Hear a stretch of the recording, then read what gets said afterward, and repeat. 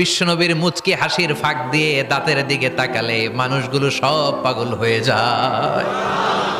Smile দিতেন বিশ্বনবী, smile, মুচকি হাসি, তাবাসসুম। বিশ্বনবীর মুচকি হাসি দেখলে মানুষ পাগল হয়ে যেত, পাগল পাড়া হয়ে যেত। তারা বলে না না, এ মহামানব তো কখনো পাগল হতে পারে না। আবার মিলাতে লাগলো আবু জাহেলের কর্মীরা বলেছিল এটা নাকি বড় জাদুকর, কিন্তু তারা বলে না না, এই অসাধারণ লোকটা জাদুকরও হতে পারে না, সে তো কোনো মন্ত্র পড়ে না, জাদু করার জন্য মন্ত্র পড়ার দরকার আছে না নাই?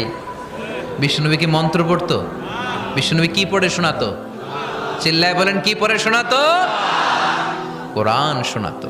এত সুন্দর কণ্ঠ ছিল বিশ্বনবীর, পাগল হয়ে যেত মানুষ শুনতে শুনতে, পাগল পাড়া হয়ে যেত, বিমুগ্ধ হয়ে যেত।